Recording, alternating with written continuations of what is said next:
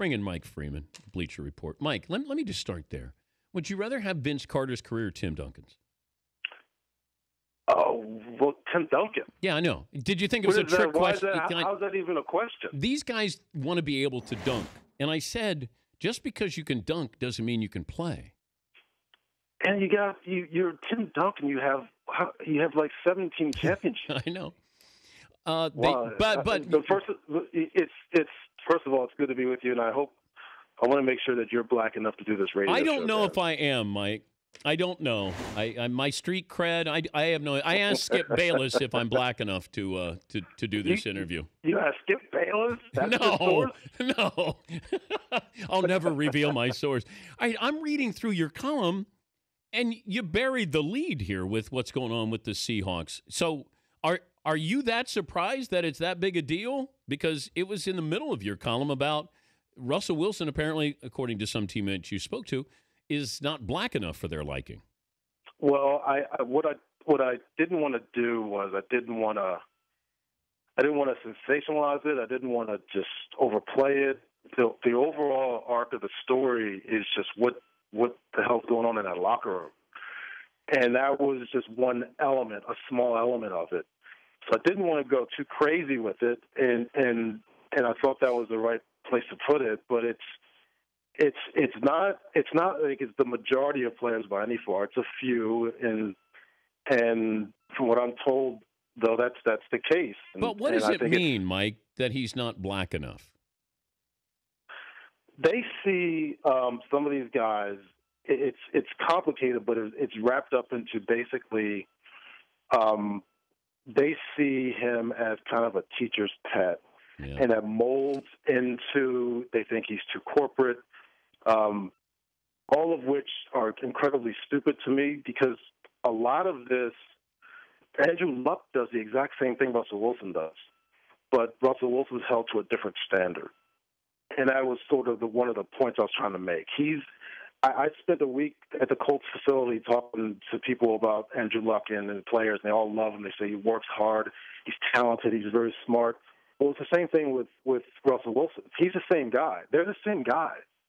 But Wilson is held to a much harsher standard by some people in the NFL. And this is not, unfortunately, in my opinion, this is not an uncommon thing in the African-American community. This is what happens with some of us. Some of us, we get to a certain level, and people start seeing us as being part of the corporate structure and losing who we are, even though that's not the case. And I definitely don't think that's the case with Russell Wilson. If I was starting an NFL team tomorrow, he'd be right at the top of the list of a guy I'd want to start it with. He's a great, great human being and a great football player, but some people see him as too corporate, too much of a teacher's pet, too close to management, and that's kind of where it's been. Well, you're sort of dancing around, I think, the phrase that came to mind for me. Do they view him as an Uncle Tom? I think some guys, from what I was told, they do. And I just think that's incredibly stupid and self-defeating, but I think that's the way some guys do see him. I think that's definitely the case. And that he's got too many white friends, and that he's friends with the front office, and he wants to be involved in all of that. And they even have a problem that he has tuxedos in his back seat, and that he goes to hospitals and does charitable work, and then posts pictures. And man, that's brutal. I mean, why does that make him less black? I don't know this, but this goes back to part of this. Remember, Rob Parker called RG3 was viewed as a cornball brother by the black community there. What's the difference between not being black enough and being a cornball brother? Why are you asking me about that? Well, you're black. I don't know. You got to translate. I'm white. I am not the spokesman for all black people, Dan. All right, All right, I should have called Jason Whitlock. My bad. I'm just trying to understand. Is it a real problem? I think you're hitting on something that it's hard to sort of digest in a short conversation, but it's an issue that has been one in my community for a long time. And I think black quarterbacks have gotten this from both sides. And why it's so tough being historically an African-American quarterback, because you have to be professional. You have to be a lot of times, especially today, they're the spokesman for the team. So Russell Wilson has to be a pro. And to be good, you have to be a pro. But for some reason in our community, when you're seen as professional, when you're at the top and you're doing things the right way, some people question whether or not you have forgotten your community. And that happens in our community. It's happening less and less, especially since I've been, I'm 48 now. I just remember being in my 20s and hearing a lot of this stuff. But it's gotten a lot better in our community. What would you ask Russell Wilson? It's still an issue. What would you ask Russell Wilson today? What would I ask him? Yeah. I wouldn't ask Russell Wilson anything. There's nothing to have an issue about with him.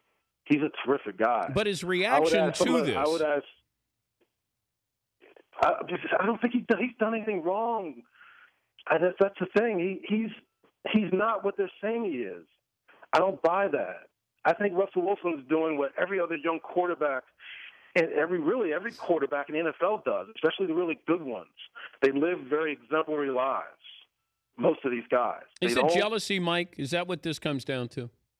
I think it's a lot of it. Yeah. I think it really comes down. That's the hardcore answer here. That's the issue, is jealousy. I don't think there's any question about that. And the thing about Russell Wilson is he's doing all this stuff. He's winning Super Bowls. He's doing great things. He's being underpaid. And you don't hear him complain about it. You don't hear him say a word about it. All he does is present a very professional air, he's just a pro in every way, and off the field, on the field. So a lot of this is just jealousy of that. Would they rather he acted like Vince Young?